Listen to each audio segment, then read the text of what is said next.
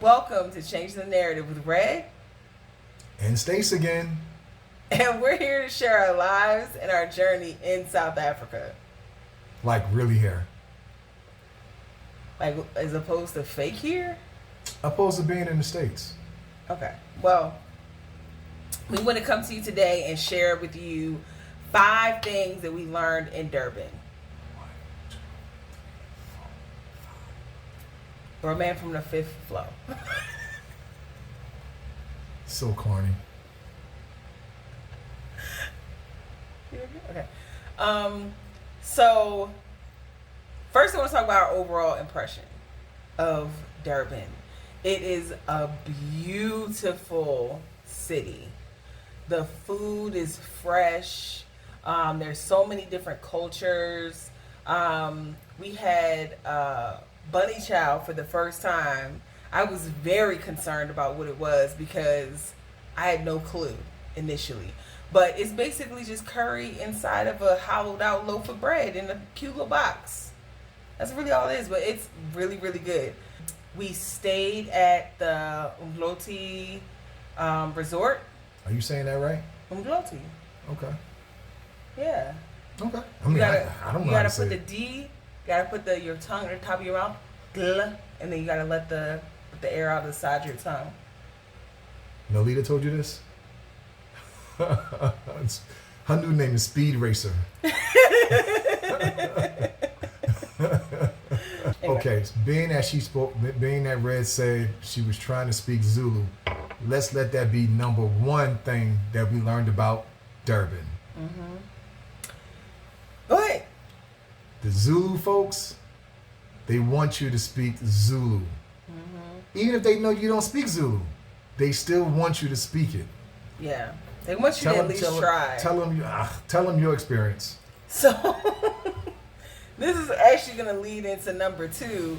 But we went to Max's Lifestyle Village in Durban, and we were trying to order food. Like, there was no menus. Like, there was no labels as far as, like, what kind of meat was it? How much is it per pound, per gram, per ounce? It was just meat. It was like we didn't know what to do, so we were like, okay, well, like, this is our first time. Like, it's our first time here. Like, where is there a menu? Like, how much is it per pound? Like, how do you order? And the lady behind the counter looked at me and she was like this. Yeah, like at first, like, she didn't understand what I was saying. Just order. And then after a minute, she was like, it's meat. It's meat. What meat do you want? And I'm like, give me 2 of those. Give me a couple of those. Finally, we get our order in. Wait for our food. Yeah, like, and that happened a couple times. Like, when we were in the Ubers, like, sometimes the Uber driver would, like, act like they didn't know what we were saying. And I think there is a bit of, like, accents, like, not understanding. But I also, like, just got the feeling like we don't really want to talk to you if you're not gonna speak easy Zulu. Like, don't talk to me. Yeah. Red had the hardest time, y'all. The lady was talking to Red, and she kept speaking Zulu, and Red kept speaking English, and she kept speaking Zulu. It went like that for about a good 45 seconds, and then lady said, "Man, F this," and she started speaking English. Like, wow, it took all of that. Yeah, and I know a little teeny bit of Zulu, enough to say, hi, bye, thank you, how are you? Like, I know enough to say that, but I'm just, like, so nervous to speak it because I'm worried that I'm going to say something wrong and get clowned, and I'm getting clowned for not speaking it, so it's like... Okay, speaking of clown, what happened when you was in there trying to pay for drinks? The lady was clowning you then. She was clowning me, but, like, I didn't understand the joke. So I was just laughing. But you knew it was about you. Yeah, I knew she was clowning me, but I couldn't pick up, like, what she was saying to, like, what she was laughing at, because she was cackling. But I don't know what she was laughing at exactly. She probably said, "This funny looking American." I don't know. But I know she was clowning me. I know enough about people to know she was clowning me. I was like... Y'all, Max was incredible. Max was great.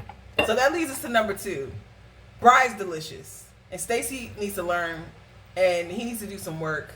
Like, smoked food is good. Like, I'm still on the side of smoked food in most cases, but yeah, it was a lot of meat, and for me to sit there and continue to eat the whole time, like just munching on the meat, like it was really really really really good. But I still think that smoking, just you get more smoky flavor because it's exposed to the fire for a lot long, to the smoke for a lot longer. Mm-hmm. I think you get a much tenderer result on your meat because it's a longer cook. But I find that with the braai, the thin cuts of meat, the fat renders really nicely and gets really that really crispy buttery texture, and that's the only way that I'll eat fat on meat. And so now on to number 3. I'm convinced that everyone in Durban drives like a maniac. I'm convinced. I'm convinced everybody in South Africa drives like a maniac. Not as much, because the Ubers that we've had in Joburg have not, they've been okay. Yeah, for the most part, they've been okay. And talkative. Yeah. But we already talked about why they weren't trying to deal with us that much. But in Durban, the drivers, the driver that we took to Max's Lifestyle, there was something going on up ahead. We didn't know what it was at the time. He drove the shoulder for probably about 8 miles at full speed. Full speed. And then when we got close to where the incident was happening and people were like merging in together down to like 1 or 2 lanes, he just went skirt in front of a box truck that had to slam on their brakes behind us. Now, full speed means this. There's no traffic moving on the other side. He was flying by traffic that was in standstill because of the accident, because of the road debris that was ahead of us. He was getting it. And passing by mirrors are like damn near touching as he's flying by everybody. Yeah, it's like, and he's just chilling. These much space. And he's just chilling driving. Yeah, he didn't even like, y'all good? Like, I'm like, damn, Ricky Bobby. Yeah, and then when it was time for us to get in front of that box truck, this is me and Stacey in the back. Yeah.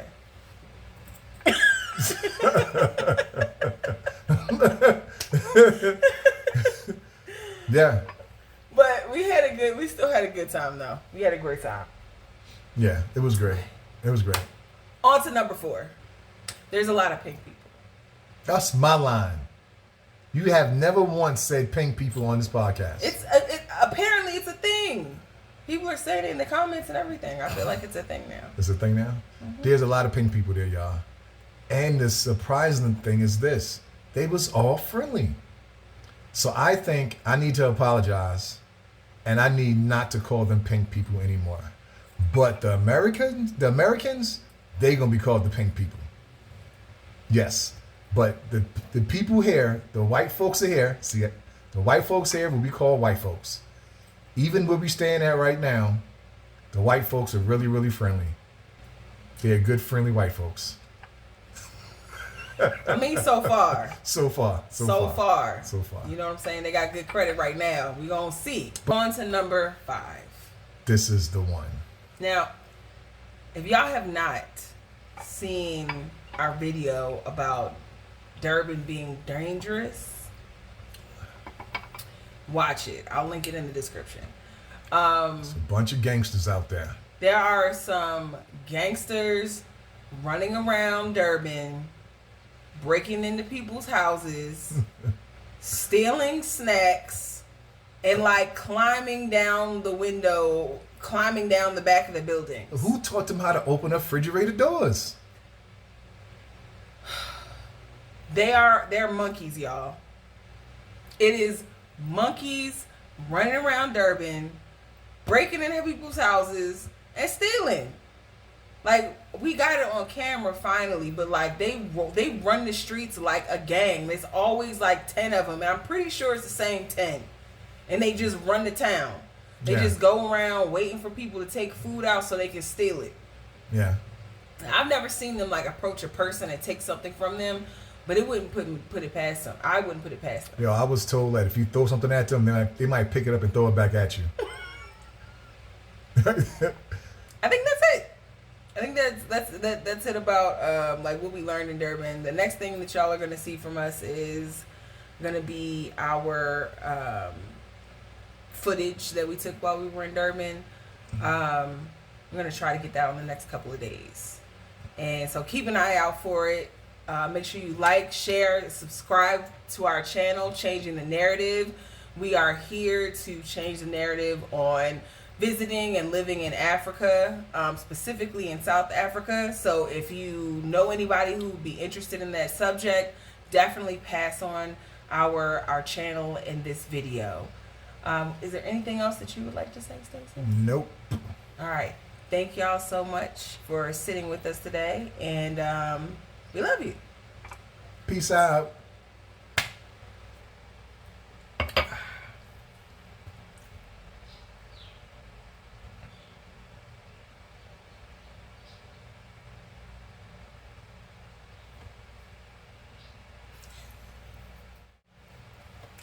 Welcome to Changing the Narrative with Red. And Stace. And this lighting is terrible. Oh my God. Let me get up. Looks good to me. Ew. Welcome to Changing the Narrative with Red. You starting over like that? And Stace. It's gonna take forever to edit if you keep playing with me. You the one that did it.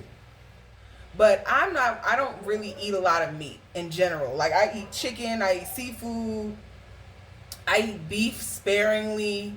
I eat a little bit of lamb every now and then, but I eat pork, but I don't eat a whole lot of meat. You know what I mean? You just sure named a lot.